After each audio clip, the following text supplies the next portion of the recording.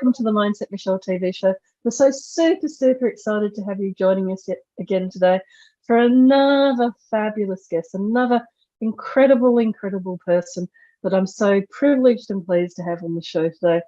And it's the wonderful Katherine Bartolo. Hello, Katherine. Hi, Michelle. Thanks so much for having me. It's so wonderful. I'm so grateful for you coming on the show. And for those of you that aren't aware of Katherine, she's had a long and distinguished career in the area of property valuation. Now, as Valuer General of the South Australian Government at the moment, she's again in a very senior role, but she has had a very distinguished career working on as a non-executive director and in many different roles supporting the property industry. But before I say too much about that, Katherine, how does one become involved in property valuation? What is property valuation? Do you want to share some of your background for people? Yeah, it's a frequent question, actually. I, like so many people, just fell into it, actually.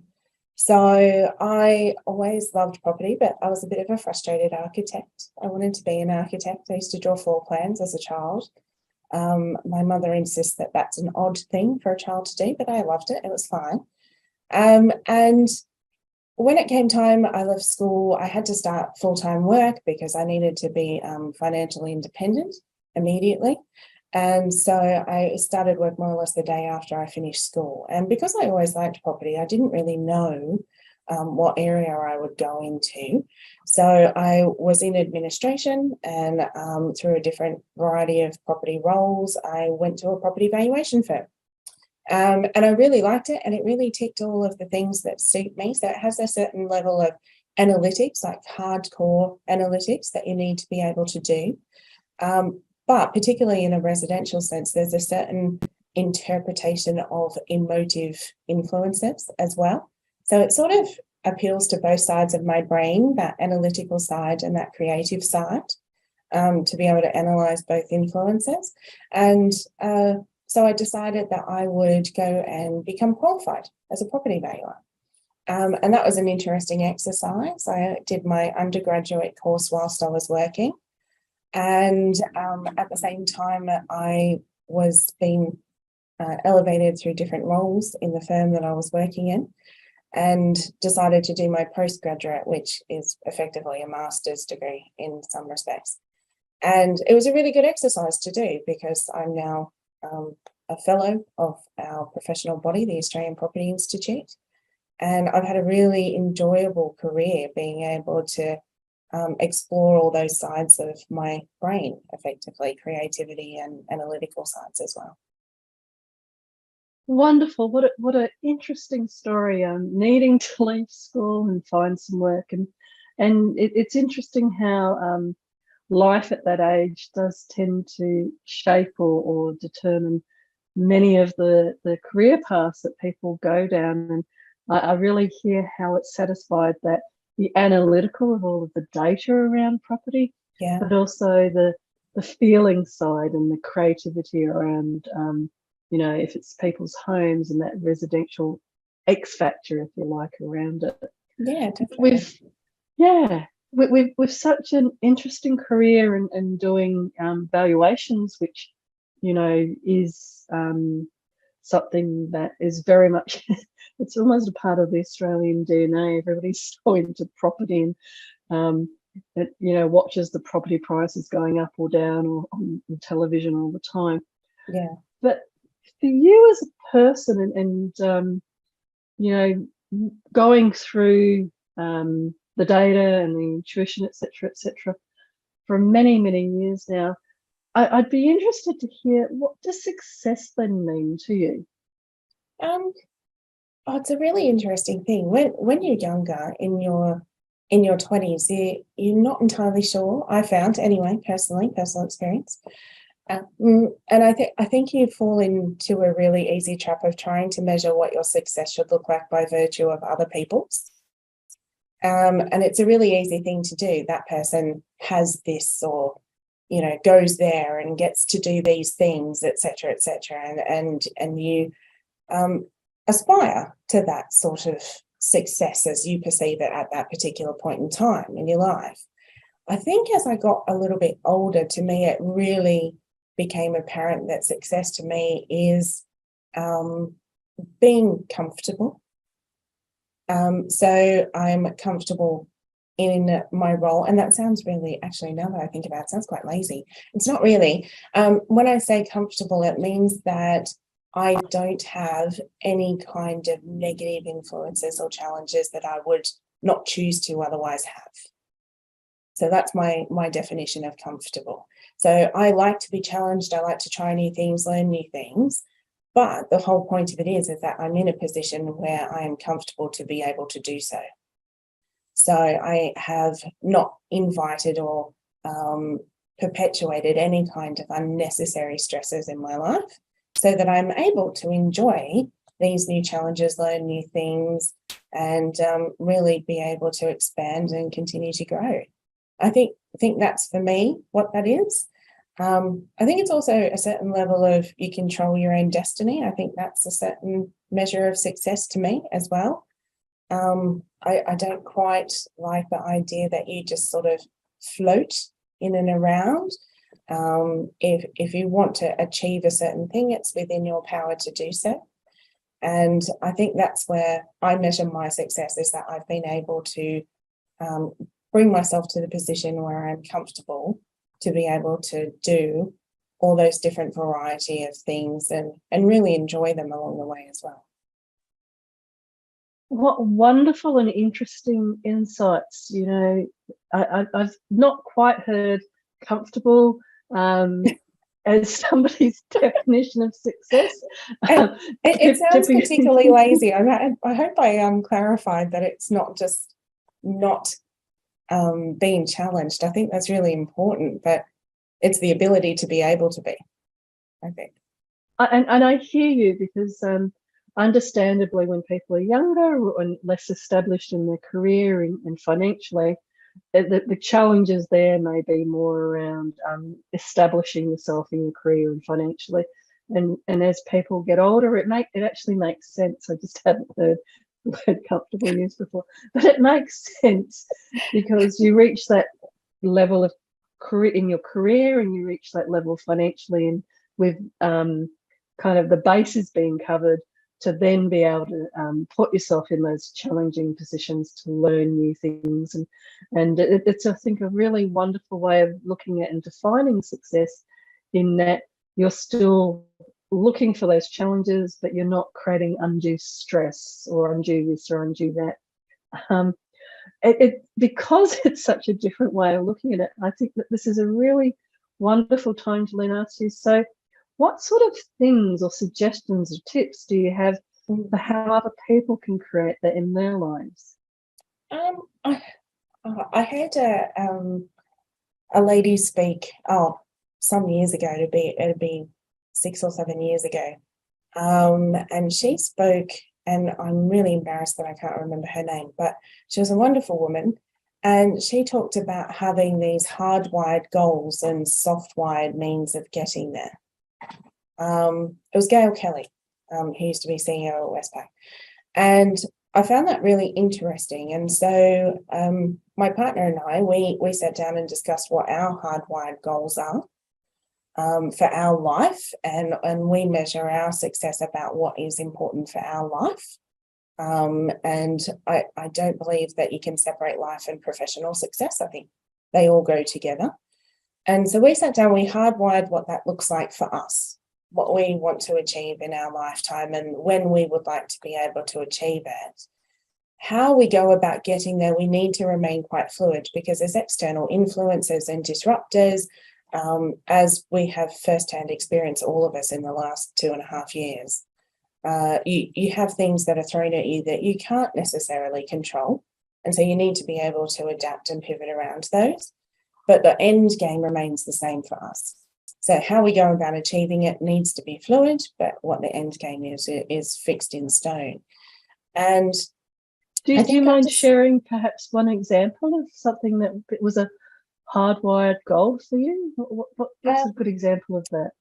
Yeah, so the private life hardwired goal is that at a certain age, which is some way in the future, but at a certain age, we are not going to do 9 to 5 anymore. And so that is a hardwired goal in our life, and how we're going to go about achieving that tends to shape and move about, but that's what we want to achieve by that certain age. And that's because we love the flexibility that goes with that, and we want to be able to try new things and be able to do different things. And there's a lot of foundational work that we need to do to be able to support that. So financially, for example, is one thing. So we're putting all the steps in place so that we can achieve that particular goal. And that's really exciting, because then at that particular point in time, we get to reap the benefits of it, which is, a really good thing to be able to achieve.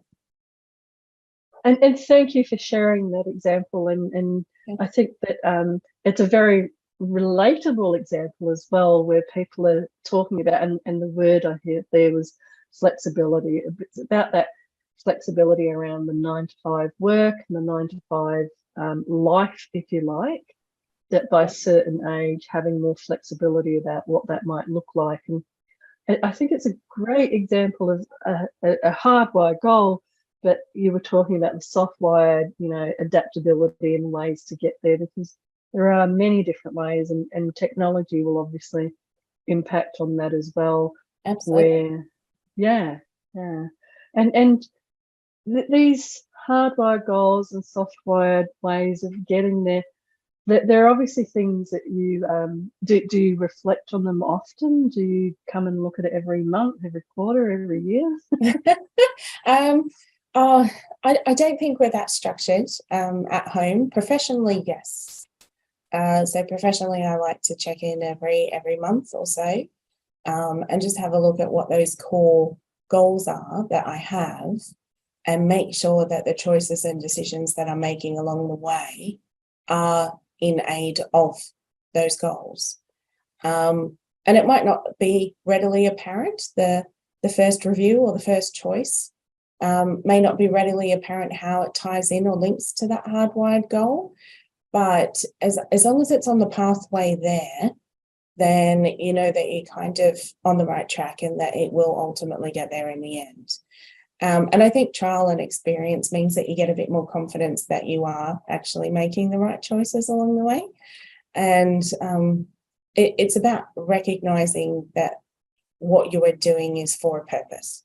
And I think purpose is the ultimate thing that you need to understand about yourself, is what is your purpose. And if you understand that and where your goals are, it makes it much easier to make choices and decisions in aid of them. And you raised a really good point there about the trialing things and seeing what works, and obviously on that soft wiring. I really like that soft wiring of trialing and experiencing different things and learning from it, and trusting those decisions. I'm interested as well then in those times where you might do something, invest some money or invest some time, and when you look back, you then go, oh, actually, no, this was taking me away from that major hardwired goal. It was a good experience to go down that path, but it's taking me away, so I need to kind of reset. What sort of things do you do in terms of your self-talk at that time? Because sometimes people could maybe be a little bit judgmental or negative about the time and the money Yes. going down that pathway. What sort of things would you say to yourself to turn it back into a learning experience or a part of that journey? I think it is recognizing that even negative or what perceives to be negative outcomes are a learning experience. You do learn from them, and that will ultimately then move you closer towards a positive or the goal that you're working towards. So one thing I can think of is, obviously, as part of our life plan ambition, is there's a certain level of financial security that I would like to have before I'm ready to step away from that. And I decided that I would try to diversify my investments. And I did that just after COVID commenced thinking that the stock market was quite depressed. And I thought, if ever I'm going to do it, it would be now, because if it's 5 years, 10 years, 20 years, I feel quite comfortable that it will reverse in time. And so I invested a little bit of money. I didn't go mad or anything. I invested a little bit of money into the stock market, and I hated every single second of it. And it turned out to be profitable in the end, and that's okay, and it's fine. I've sold out. But I just found that the fluctuation of it, I found myself checking it all the time. It was distracting me from other things that I could otherwise be doing that is more in my skill set and arena. And so I stepped away from it in the end and decided to refocus myself on the area that I understand, which is property, and understanding the trends of that market, and devoted myself to investment there. So I didn't have a loss, and I suppose that makes it easier to not be so self-incriminating. But at the same time, I was like, do you know what? You gave it a go. You learned that it's not for you, and it is now. Focus all your energies on what you do know, which is property. And I think that that's a really, thank you for sharing that personal example, because I think that that's a really great example again of, that hardwired goal of the financial security, and then taking that, leaning into it is one of the wonderful expressions I like to use. Yeah. Leaning into, stock market, this is the time I'm going to do it.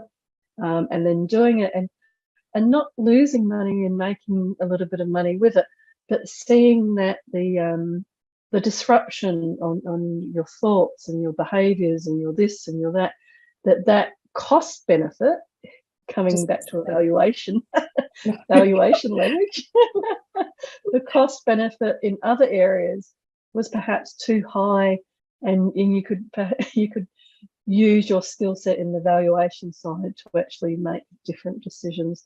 I think it's a fabulous, thank you so much for sharing, because it's a fabulous example where, people that may be tempted by crypto or this or that, there's always going to be another shining new thing. And there's nothing negative or bad with it, but just to again be aware, it's not just the financial return or not, it's also what else is happening in your life. I'm terrified of crypto. I don't know. I'm one of those people that sort of went, this internet business won't catch on, and this crypto business won't catch on. I've been proven wrong, obviously, but to me, there's just too much uncertainty, and it just seems I don't understand the mechanics of it, and because I don't understand the mechanics of it, it's on my risk register of no. That's a no, and that's fine. Not everybody needs to. So there's plenty of people who are going to participate in that, and that's okay. And that's where I don't want to come across sounding like, no, don't do crypto, but just being aware of the impact, not just the financials, but you described so beautifully with your stock market, the impact on the other areas for you. And I think that whether it's crypto or property investing or stock market investing, whatever it might be that you're looking at or engaging in as one of those soft wires to make your goals.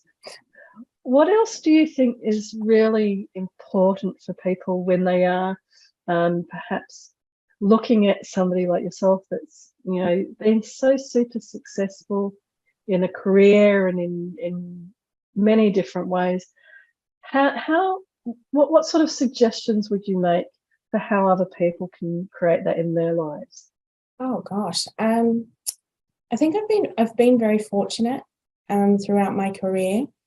Many years ago, I was working with a personal trainer, and a personal trainer will tell you that they do physical personal training 10%, and 90% of it is mental and emotional coaching, I think.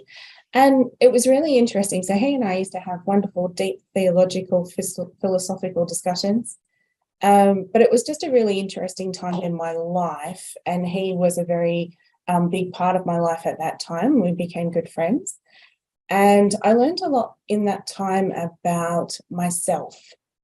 So, and the reason why I think that's really important is understanding yourself as best as you possibly can. And it is an ongoing, lifelong journey. You're not ever going to achieve full understanding, I think, because you always are constantly changing. So understanding yourself, though, means that you aren't going to project onto other people if you're feeling a certain way, because you recognize certain stimulus and how it's affecting you.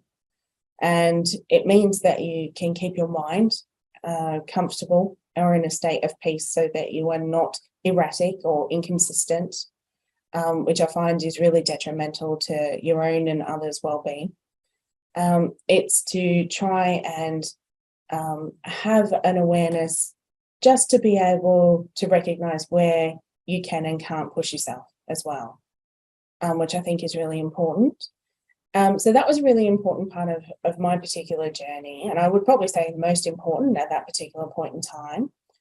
But since then, it's just about having really good people in your life and around you, and there's always something to be learned. So surrounding yourself by people who are going to compliment you or celebrate you or promote you, or just be there when you need to have a sob, because sometimes you do. All of those things, I just think having a really good network around you is really critical to being able to do the best that you can possibly do. And when you've got people that are relying on you, you need to be at your best all the time. And so you need somebody to help you so that you can help them. And I think that's a really important part of what is necessary for me. Anyway, everybody has their own individual needs and what helps them and guides them and promotes their best. And it's just recognizing what it is that you need for yourself. And that goes back to that self-awareness I was talking about at the beginning. As much as you can, understand what does push and motivate you and where your energy levels sit. And I mean, I know that if I do 3 or 4 days of workshops or webinars or speaking events in a row, you're going to need to put me in my cave for 2 days after that. I'm going to need some cave time away. So I know that that's where my energy levels are structured, so I can manage that. And that means that I'm not burnt out and I'm still available and able to show up and support the people that I'm responsible for. And I think that's really important to me anyway. Wonderful. There's so many so many different suggestions there. So thank you so much, Katherine. Everything from that wonderful story around the personal trainer and the self-awareness and developing that greater level of self-awareness, through to once you're more aware of yourself, then surrounding yourself with the cheerleaders and the people that are going to support you and lift you up, and that final part around constantly learning, and there's always something new to learn. And I even hear when you were describing how you're aware with yourself that when you go to a conference or you're around a lot of people and it's quite busy and you're talking and chatting a lot for, say, a few days, that you then need to go back to the cave and kind of recharge. Yeah. That level of awareness is really important, I think, for how people can manage their energy levels, manage their performance so that they are giving their best and being their best when they're around others and for themselves. And I think, you know, with the things that have happened with COVID and with life and with financial stresses and all of that, understanding that in a similar way, you know, being around technology and then taking time out from technology, yes, all of those different things are important as well, because in that self-awareness that you so beautifully describe, that journey then helps you to keep growing and keep being more comfortable and more resilient as things happen in your life. Yeah, there's been obviously it's a very difficult time in the world for a lot of people, and there's some really awful things happening. And I found for a little while I was listening to various podcasts, or I don't really subscribe to the news. I find it sensationalized, I find, so I don't particularly enjoy it.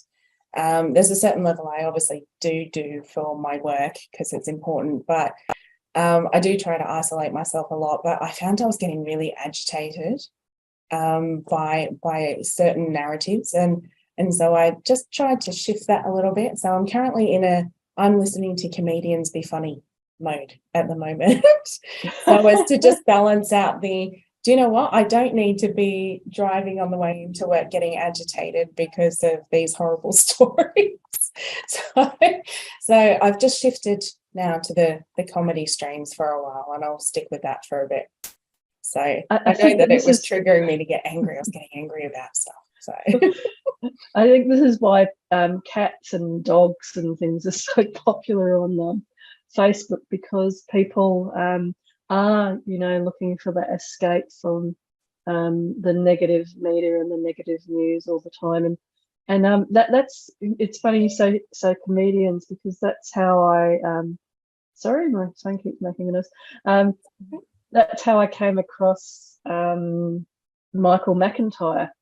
So I binge watched Michael McIntyre and Dylan Brown, and I've binge watched all of these amazing comedians for exactly that reason, because in Australia, as you know, we had bushfires and all sorts of things happening long before the COVID years. So the sustained difficulties and challenges from natural environmental activities has meant that one of the things I became self-aware around was that this was too much distress listening to this all the time. So stop listening to it, try and find what you can in terms of the facts and the information, and not the sensationalism. Yes.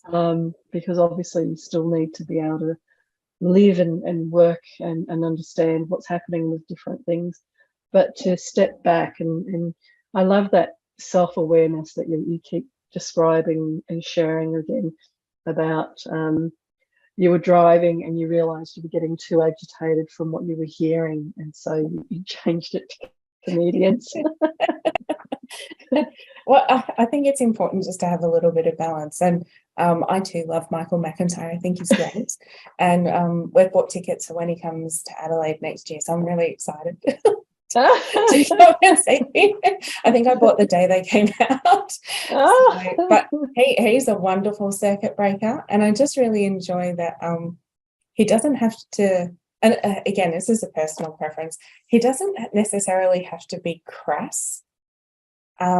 He's just funny, and I just really enjoy it. It's almost like an innocent humor in a way.